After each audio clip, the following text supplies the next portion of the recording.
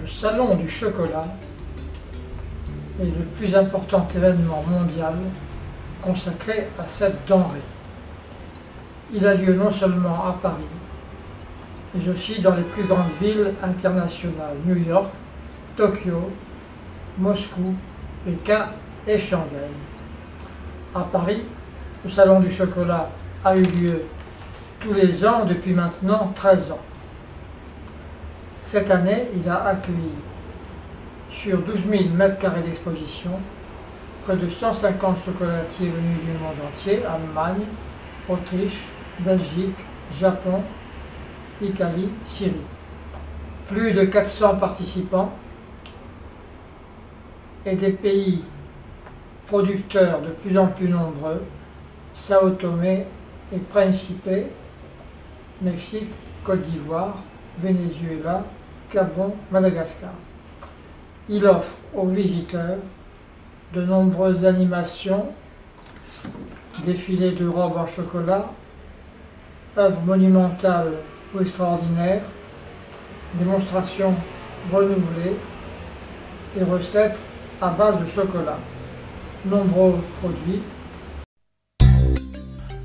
Tout près de l'entrée s'ouvre l'exposition du Salon du chocolat qui nous propose en images des explications sur la fabrication du chocolat, la vie dans les plantations, en particulier celle de Sao Tomé et les consommateurs de cacao. L'arbre à chocolat est le cacaoyer.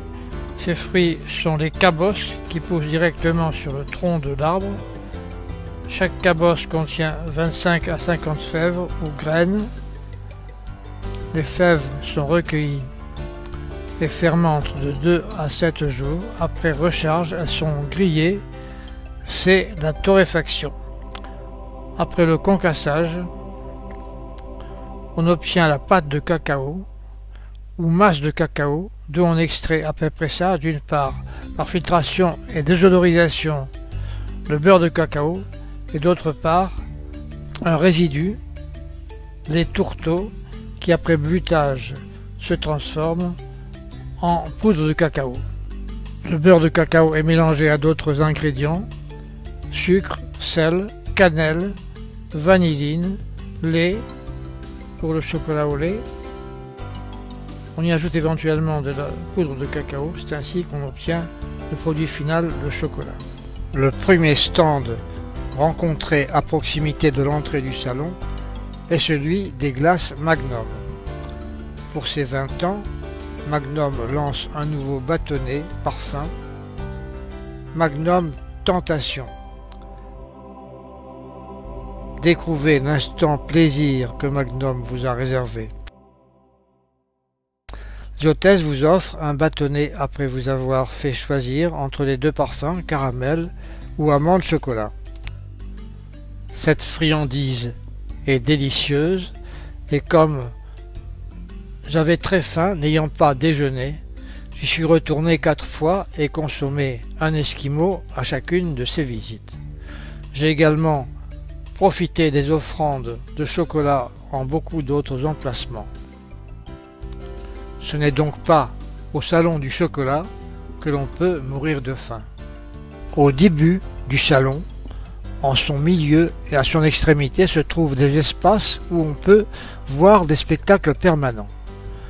La chocosphère, qui permet d'écouter des conférences sur le chocolat, la cacao show, avec des spectacles de danse et des présentations de pâtissiers ayant été nominés, ainsi que des concours de chant et de danse, et la choco démo, où on exécute devant les spectateurs différentes recettes à base de chocolat.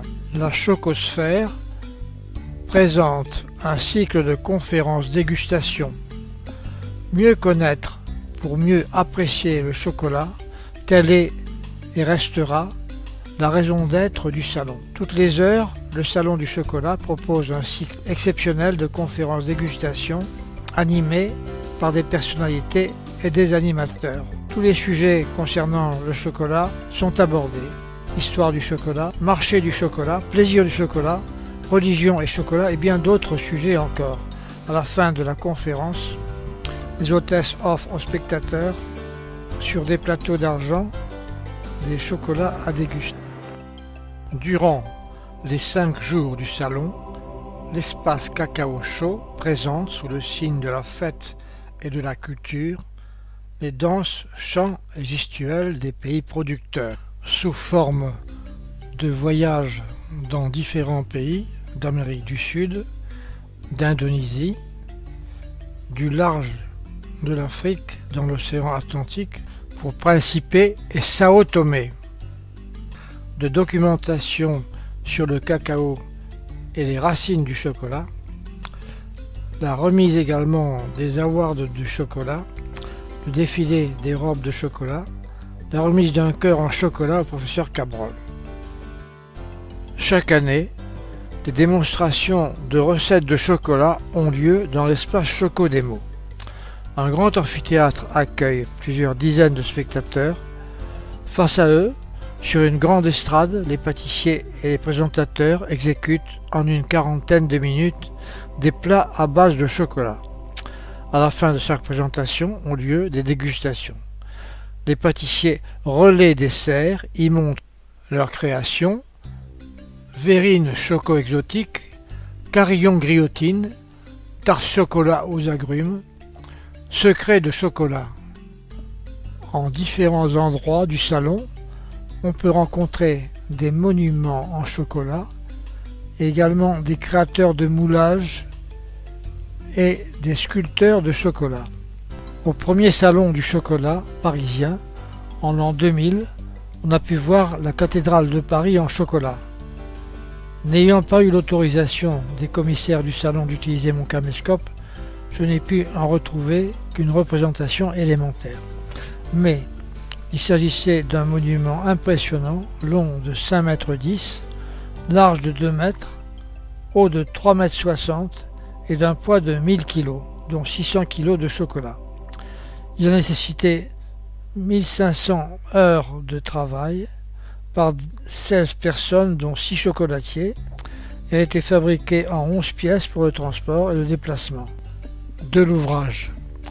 Plus récemment a été présentée la Tour Eiffel en chocolat, et cette année, en 2009, la maison Léonidas a réalisé une reproduction de l'Opéra Garnier en chocolat. Les moulages